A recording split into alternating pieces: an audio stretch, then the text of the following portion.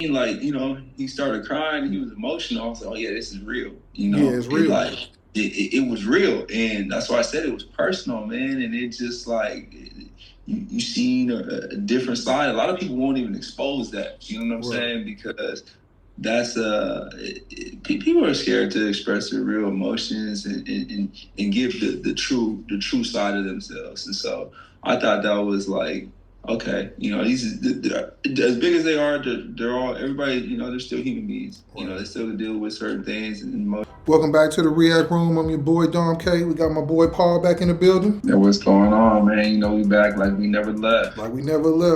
Today we're going to get into SB19. We're going to discover who they are. We've heard of their music before, but who are they? Where are they from? What do they like to eat? How did their career start? We don't know. But we're going to check out this documentary about them. See if we can learn a little bit more about who they are and a little bit more about how they grew up in the Philippines and how they got started. Previously on SB19 Story. SB19 are going to be big stars. They have charismatic, they're hardworking. So my prediction is they're going to break out in a huge way this year. So take that for what it's worth, 18. The guy who predicted their success was the same guy who indirectly called them cheaters. This tweet didn't drop any names, but this was posted around the time when SB19 got the #1 spot on MTV's Most Requested Artists for 21 weeks in a row. And this was against much bigger artists. So it was clear which fandom he was talking about. This was only one of the many obstacles they had to overcome, because after all these years, they turned out to be monsters.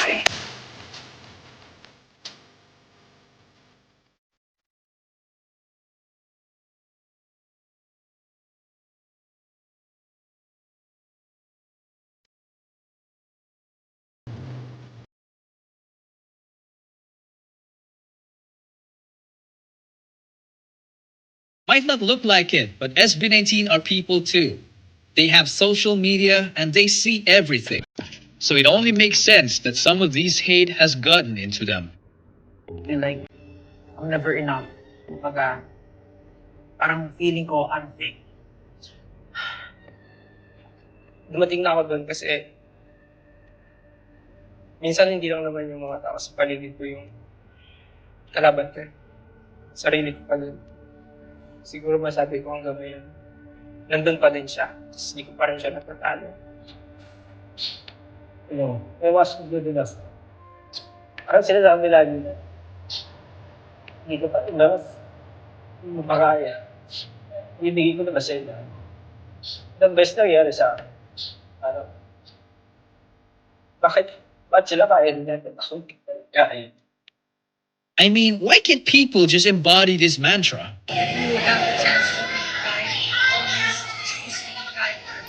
And that brings us back to this moment. 5, 6, 7, 1, 2, 3. Can I fight? Yeah, that's Pablo. If you're new here, you're probably wondering how he ended up there.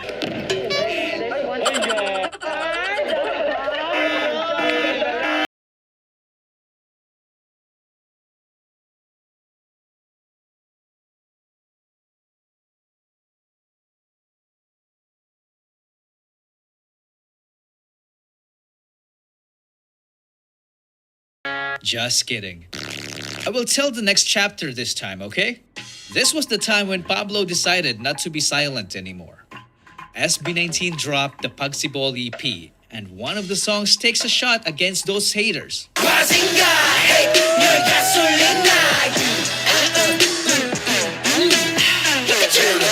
The lyric video itself screams a lot of shutting them down. The conceptualization is on a different level. Just take a look at this guy. This character literally resembled all 5 members, and the person behind it and all other mind-blowing concepts is Justin. He didn't just come up with these creative concepts, he built them from scratch and oftentimes even used frame-by-frame animation. He's a guy who knew what he wants, like a monster hiding behind a beautiful face. And we all knew about the song that produced the most iconic rap line in Ppop.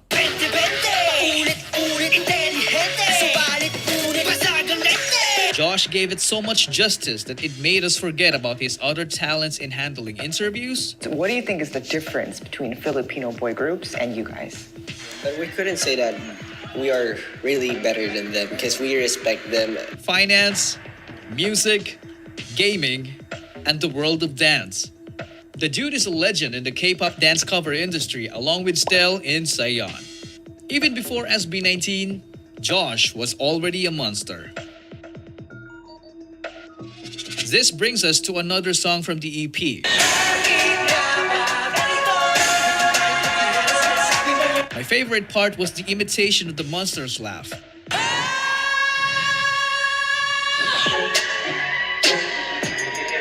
This was done by none other than a monster vocalist himself, Stell. He's just one of the best singers I've ever heard in my life because of his versatility.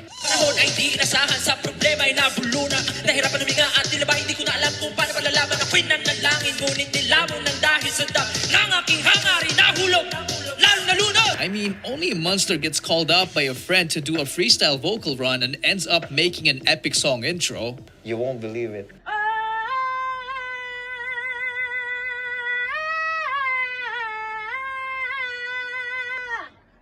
Hey.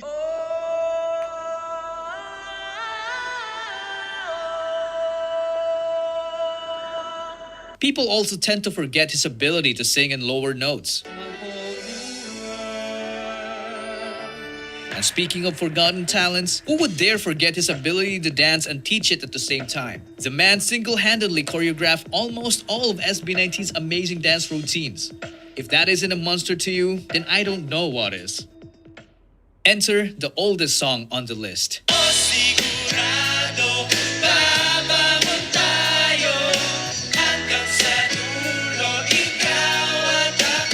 This is the song that saved us from virtually everything in the midst of the pandemic. It saved us from boredom, sorrow, anxiety, burnout, homesickness, depression, you name it. My favorite part of the song is the first verse done by Ken.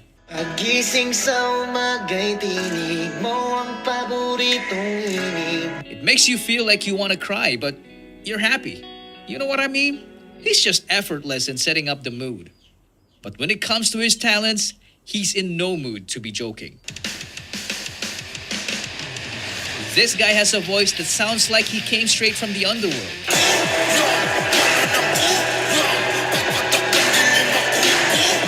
The dude can literally do everything from singing, rapping, dancing, writing, producing, entrepreneurship, drawing, shooting balls, playing, to flying. Sheesh, that's a monster right there. Now let's move on to the song that was written out of a laundry routine. Remember yung time na when we are doing our laundry? Nagluluto tayo, tas sabi ni Pablo, anong gusto niya sabihin sa parents niyo? Tas ayun, doon nagsimula tayo. You heard it right, it's Mapa.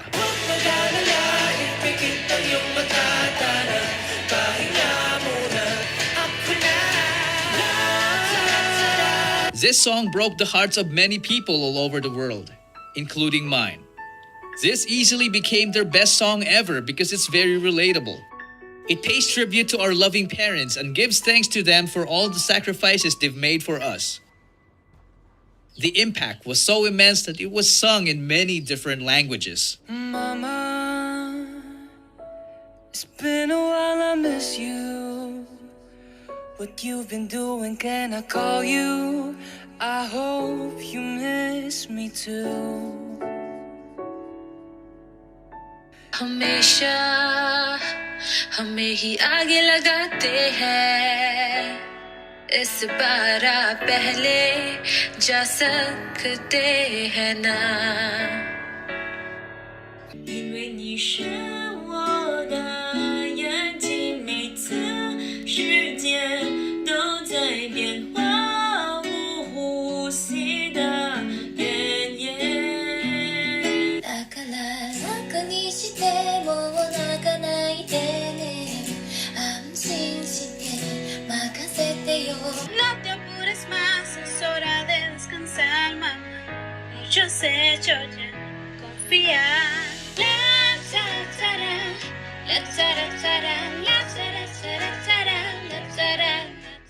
The melody takes me back to this unforgettable moment. Okay.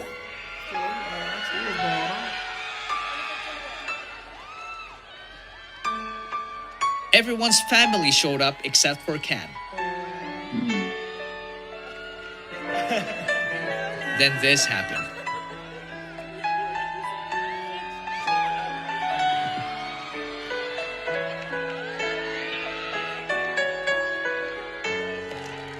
This moment was so precious because Ken never expected his family to show up.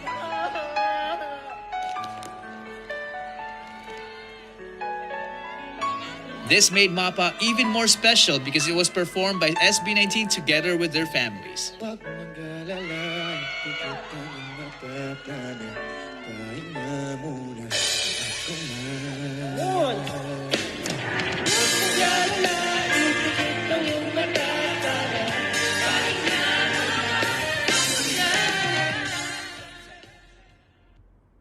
And behind this universal anthem is the mind of a genius himself, the monster in the center of it all, Pablo. If you have noticed, his name is all over every SB19 song we know. Some people say he's got the Midas touch because every song he made was an instant hit. I mean, just listen to how clever the lyrics are in SLMT.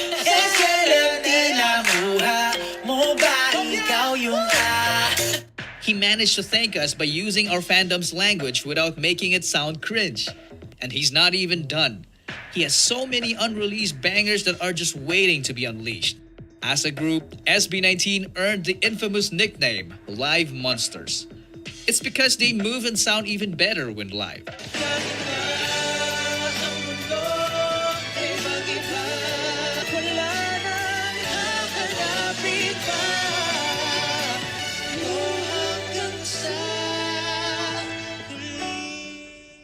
This is one of the main reasons why they have a fast-growing and dedicated fan base. They garnered a lot of support that they managed to reach the global music scene. This category is fan-voted because music is all about the fans. Now let's get into it. This year's 2021 finalists are the girls from Blackpink, the boys from BTS, Blackpink, of course. We have Queen Ariana Grande. Yeah. We have the Filipino boys, Just Like Me, representing SB19. Let's do this. And the ever so incomparable 17. Congrats to all of the amazing finalists. You can vote for your favorite beginning May 10th. Now, let's go back to the studio. Josh couldn't believe it. He couldn't hold his tears because finally, he took a step on their quest for world domination. I want to dedicate this stream to our friends SB19. So again, congratulations to them for being a finalist in the Billboard Music Awards Top Social Artist. Sobrang nakaka-proud. But despite all the accolades, we can't deny that some people, even Ppop fans, still doubt them. So let me show you something to shut them up. This is the chart of the most viewed Ppop boy group MVs in the first 24 hours. I intentionally didn't put SB19 there because if I did, this happens. Their songs easily occupy the upper half percentile by a large margin. This begs the question, are they just too far ahead of the game? Or are they just... Ano bang ibig sabihin ng SB? Kala ko sama ng mga bakla eh. So lahat kayo straight. Like a cake. K-pop ang dating eh. K-pop pangit. Palagay ka ng tattoo sa mukha. Yung kahit henna lang, tapos nakapahag ka. Kinabog nyo rin ang launching ng SB19. Sana lang sa dulo. Maganda kasi yung revenge kasi talaga yung success na ipapakita mo sa mga hindi naniniwala sa inyo. Tama yan.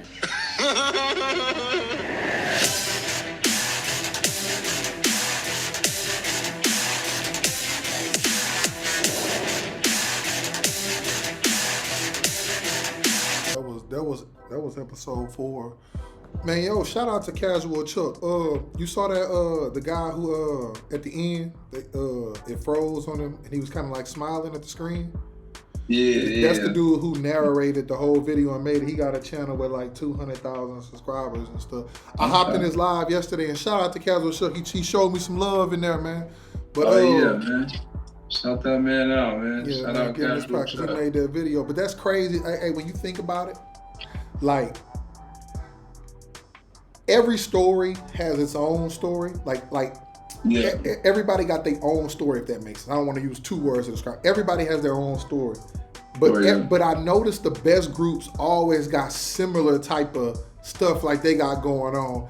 Like if you look, that chart he had, it showed so many people like streaming in the Philippines with Ppop.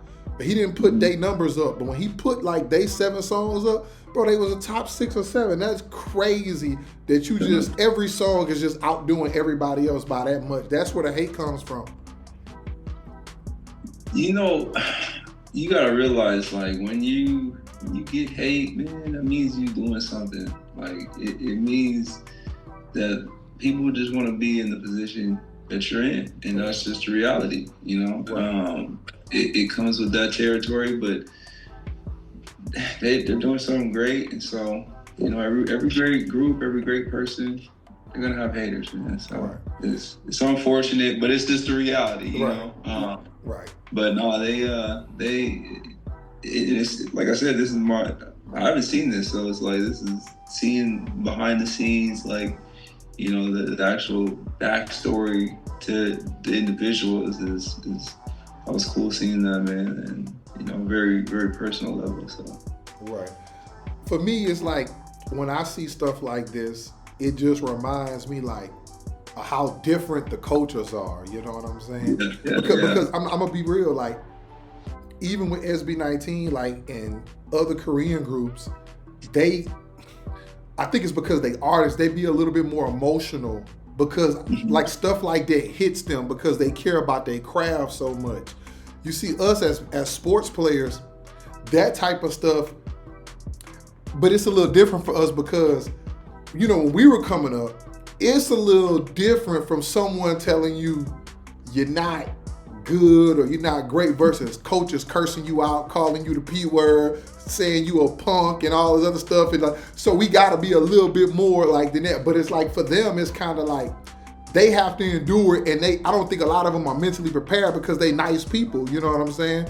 Like they don't come from they come from the bottom, but they're not used to dealing with that level of scrutiny, and it can be damaging to you psychologically if you're a person who write about feelings and emotions, and then you got all of these people talking crap about you. I can understand how I get to them.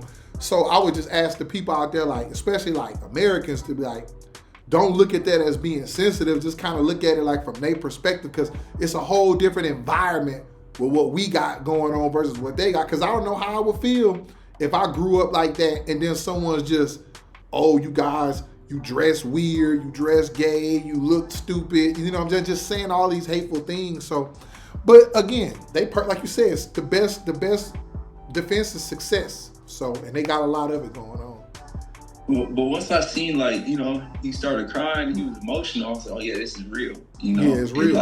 It was real, and that's why I said it was personal, man. And it just like you seen a different side. A lot of people won't even expose that. You know what I'm saying? Because that's people are scared to express their real emotions and give the true side of themselves. And so I thought that was like, okay, you know, these as big as they are, they're all, everybody, you know, they're still human beings. You know, they still deal with certain things and emotions and stuff like that. So to put yourself and make yourself vulnerable on that type of platform, you know, that was interesting to see. And I mean, like you said, that could do harm and damage certain individuals, because you got to be thick-skinned, you know. And so especially if you're gonna be a star, and that's the thing. It comes with the territory. Beyonce gets a lot of love, but Beyonce gets a lot of hate.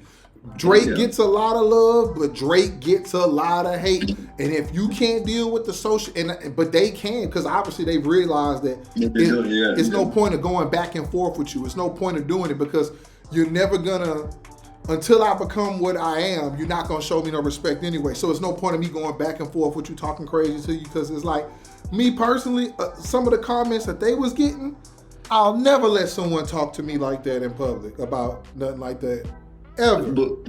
But think about, like I said, last thing, like just when you get to that level, and you know, let's just say in the social platform or whatnot, you know, like these athletes, these artists, anybody in the elite profession, they get comments, they read them, they look at them. Got to.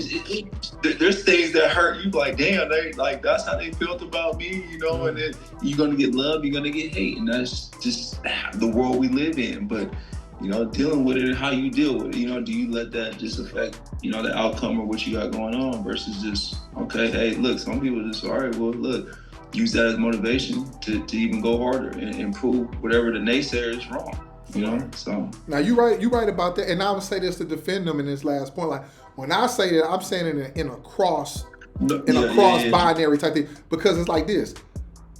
They probably would feel the same way about me if they was like, yo, there's no way I would be playing a game on a court and let someone call me the N-word. There's no way I'll be playing a basketball game and let someone say F your mom and all of this. I wouldn't do it. Like, they probably like on that stage talking to the media, there's nothing we can do. So we got like we can hold back. But we all got like that. See me, I'm talking about I couldn't do what they do, because if the media was like, I'm about challenging my game. If you want to talk about my game, okay, well, cool. Now, when you get personal, I'll never handle that. But on the court, if a fan say something, I'm not gonna react, because I'm trained just like they trained in the media to, you see what I'm saying? So I'll get them credit on that. You heard it so many times, right. And they'll talk about you, your mom, your girl, if you got one, anybody, any type of information they can dig up, they going to say it. And then want to take a picture with you after the game. Want to take a picture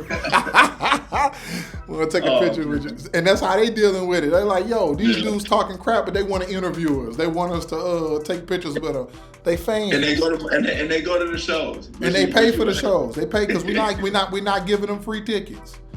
But yeah, man, that's inspiring story, man. Like it's a long documentary.